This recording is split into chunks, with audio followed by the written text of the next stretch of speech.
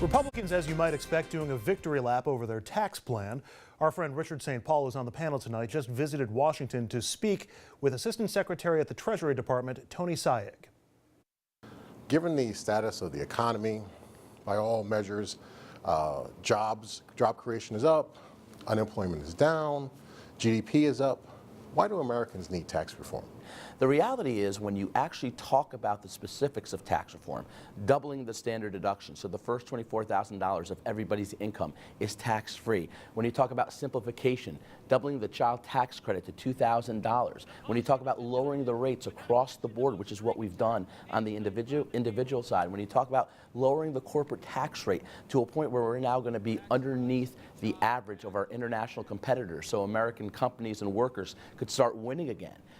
All of these provisions actually drive up support for tax reform. So tax reform is good for the economy and good for Americans, that's what you're saying? There's absolutely no doubt that in the year the president's been in office, we've seen 2 consecutive quarters of 3% GDP growth. That's amazing when you consider that under the Obama administration, the average for all 8 years was under 2%. A huge goal of tax reform is to keep that sustained 3% GDP growth number, because that's what creates jobs, that's what creates opportunity, that's what expands the economy to the point where more Americans get to participate in prosperity and the good aspects. There are some parts of the tax reform that are really troubling to our home area of the Westchester County area, the Hudson Valley area, New York, New Jersey, that tri-state area. And that is that, as you're aware, that there is going to be a limit on the amount of state and local taxes that can be deducted. That limit is about $10,000.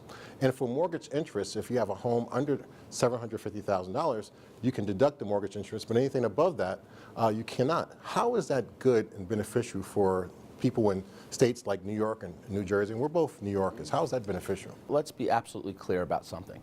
New Yorkers pay high taxes because New York is a high tax state, because Albany has very high taxes that we levy on both the income tax side and that they force down onto our counties and that raises our taxes on the property tax side. If you think of Westchester County, 87 cents of every dollar spent is an unfunded mandate from Albany. So there are a lot of structural reforms that have to happen in capitals like Albany, like Sacramento, like Trenton, where you have these high tax states that basically put a lot of the tax burden on local taxpayers. Now, the federal government for a while has been allowing the deduction of local and state taxes. We continue to allow that to happen, but we cap it at $10,000. And you could apply that to either the property tax side, which is a bigger issue for New Yorkers, or the income tax side, which is a bigger issue for Californians, for example, who have a 13% rate. But there is a fundamental problem where you have this deduction that Washington gives very few people. This is generally a tax deduction that benefits a very handful of people who are high income earners in high tax states when you are trying to create a 50-state tax policy. So when I refer to this, and again, I live in Westchester, as you point out, I'm very sensitive to the concerns, but look, I'm very confident that by the doubling of my standard deduction, by the lowering of my top marginal rate in taxes and lowering the rates across the board, that makes up for what you may lose in a deduction here or there. On the mortgage interest, it's very important to understand, if you have an existing mortgage, you're grandfathered in. So this does not affect you if you currently hold a mortgage. Isn't it always been a Republican ideology that debt is bad, and increasing your debt is bad? Why? Doesn't this tax reform bill add to the deficit? And how is that a good thing? We are very concerned about the direction that we've taken, especially in the last 8 years during the previous administration, where you've seen $10 trillion added to the debt. That's a doubling of the debt. We're now around 20 trillion. What's also been bad is at the same time as this high debt, you've had stagnant and suboptimal growth, which has been the worst thing as far as addressing our deficit and debt problem. The only way to solve a debt problem this big is to grow our economy in a meaningful way. So when you go from where we are right now, around 2% growth to 3% growth, that's trillions of dollars of economic activity that leads to a large sum of revenue to the government that goes toward deficit reduction. So the only way, Richard, we're going to solve such a major debt and deficit issue is by growing the economy. Is there any accountability, for example, for large corporations who may seek to buy more of their shares back or provide more money to their CEOs or executive board members?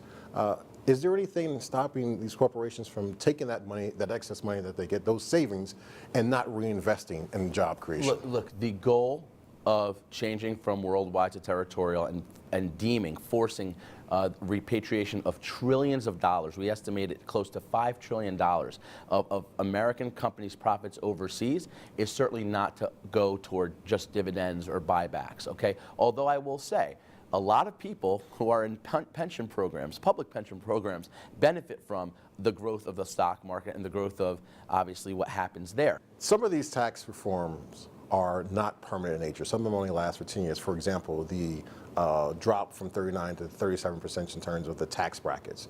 Why? What is not permanent and why not? So what you have now is the corporate side's permanent, because when you're changing the entire system from worldwide to territorial, you have to create permanence, or else you're not going to have the desired effect. On the individual side, while we did want Democrats to support this and help us make the middle income tax cuts permanent, we feel we now have them till 2025. And look, we have 8 to 9 years of Democrats and Republicans working together to make these middle income provisions more permanent. What happened with the Bush tax cuts, they were temporary, but President Obama continued them because they're a good policy. So we hope at the very least that will happen, or even better, that we might have an opportunity in the future to make more permanent, lower taxes for all Americans. Tony, it's been great. Assistant Secretary, U.S. Treasury, Public Affairs, thank you so much. So the Assistant Treasury Secretary loves the tax plan, but Democrats, not so much. What a disgrace. That's what this bill is. It's an absolute disgrace. This is the worst bill to ever come to the floor of the House, with stiff competition. What we are seeing here is a real massive attack on the middle class. So let's talk tax cuts and policy with our panel tonight. Jericho Richardson is with us. She's a former spokesperson for Preet Bharara and Mayor Bill de Blasio, both Democrats. Richard St. Paul is here as a Republican strategist, former head of the National Black Republican Association. It was off my prompter there. He's also, I got so caught up in the interview that you just did. Nice job with that, and thank you for doing that. And on the other side of the table, Dominic Carter, who is a political journalist and author. That one is in my prompter. So let me start with the poll numbers, because as we showed during the interview with Rick Klein, it's not popular. 33% support the tax cut plan, at least according to the CNN poll. 55% opposed. That is a big chasm to try to overcome. Also, this was supposed to be a middle-class tax cut. And Jericho, it seems like the overwhelming benefits go to corporations and the wealthy. Mm-hmm. That's exactly right. I think the fact that there is an expiration date on tax cuts for the middle class folks who, when this president was campaigning, he said he cared about the everyday people and he wanted to leave no man behind. If there's an expiration on their cuts, folks are going to be left behind. And if you look at it from the corporate cuts, they're permanent. They're not going away anytime soon. And so I think there's definitely a disconnect, and the numbers and the public opinion show that. So, Richard, how does this thing get more popular, which is what Republicans were hoping, that in time it gets more popular? So I had a chance to ask Tony about a Quinnipiac poll. Yes. Yeah. We're all getting cut off. It's not as easy as it looks. In my mind, I said it. So anyway, and I talked to him about that, specifically about how many people in America or during this poll actually don't like the tax plan. And his response was that most of the polling is oversampling of Democrats, and that's what you see. But as time goes on, people will start to like the tax reform once they start seeing that there's more money coming back into their pockets.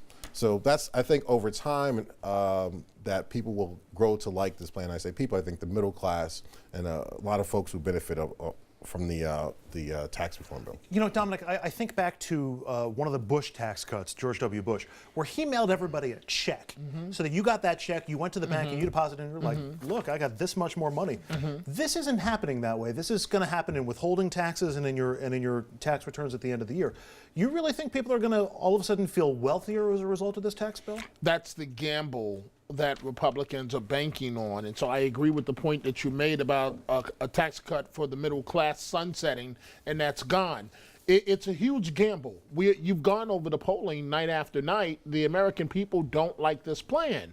But the Republicans are going to try and sell it. They're going to try and sell the fact that after the new year, starting in just a couple of days, that you'll see more of your money in your paycheck, and thus that will make you like it.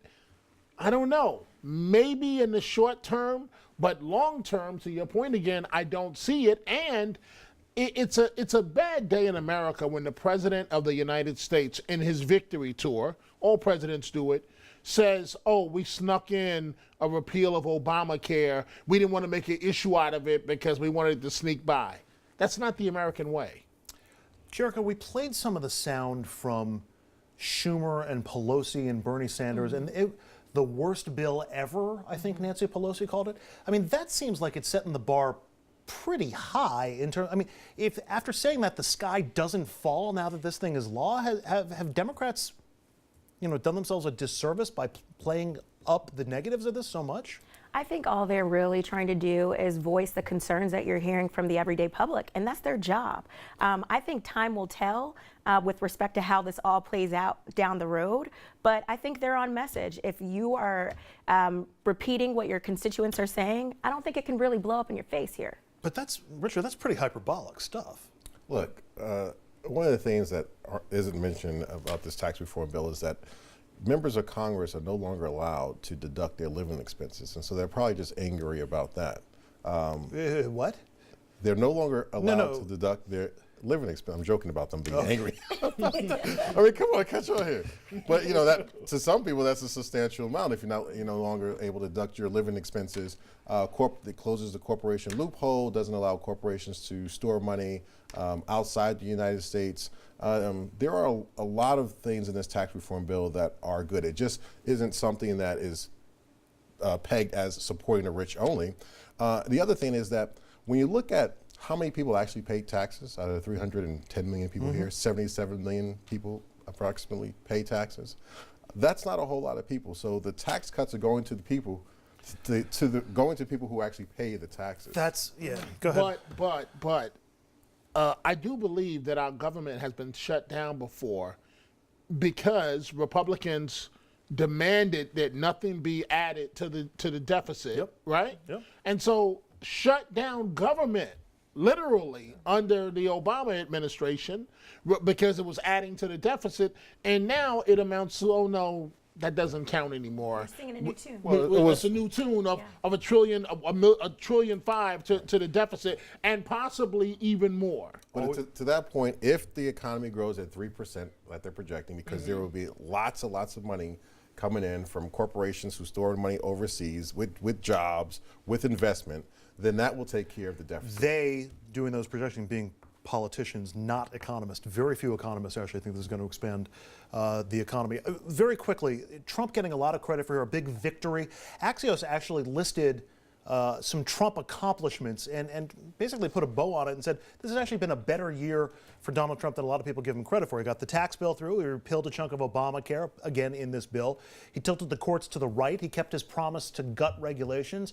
ISIS is in retreat, and there are some other ones there if you want to check out Axios. It's an interesting reframing of the Trump administration. Here's my question. Is that just Donald Trump, or could any Republican president have gotten through that list of accomplishments? Dom, I'll start with you.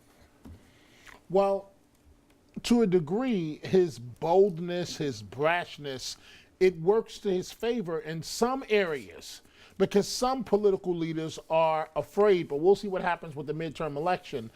Some political leaders in his own party. We've seen this with Mitch McConnell. We've seen this with the Speaker of the House, Paul Ryan, where they're afraid to take him on in certain areas. So it works in some areas, but we'll see with the midterms. My point is this. I believe strongly that he is almost kryptonite, if you will, when it comes to Republicans and the midterm elections, and that they're going to pay dearly for some of the president's ideas. But here's that list again, Richard, and we'll put it back up on the screen again. And I want to ask you the same question. Couldn't a President Mike Pence have gotten all of those things done? Couldn't a president, maybe not President Ted Cruz, but couldn't a President Jeb Bush have gotten all that stuff done too? Or Marco Rubio, or Hillary Clinton. Well, probably not Hillary Clinton. No. We'd be back in the Obamas. But seriously, how much of this, because Trump's starting to get like the year-end polish now that, look, it's been a more successful year than people think. Has it really? Here's what I would say. I think only Trump, out of everybody we named who could have been a Republican president, maybe a President Christie, could have done this. One, because the amount of support from the Republican base that he has is He's very popular among Republicans. Wouldn't any Republican have been that popular? No, Really? No. You know why? Because no other Republican won the primary. So nobody had the support that, I'm not sure that President Trump had. I'm not sure that disproves my point. No, well, if you think about it, he beat 17 elected No, officials out. we all remember the primaries, but Okay. once the He team took has its control of captain, I think the team would have supported the captain. Jerica, your thoughts? Could any Republican have accomplished Yeah. this? I think yes, but I think we should look at the way Trump has done it. He kind of bungled his way through. If we want to talk about Obamacare, he promised to take a sledgehammer to that, and he's slowly but surely been chipping away at it. So maybe you get the same result in the end, where Americans are, quite frankly, left out in the cold. But I don't know if you really want to call it a great victory and accomplishment if you just kind of stumble your way through each of these things. Now I'm trying to picture what a very small version of a sledgehammer looks like. Maybe one of those rock hammers or something like that. All right, we'll take a break. When we come back, like father, like son, Donald Trump Jr. launching into a tirade about the Russia probe and also advancing his own conspiracy theory.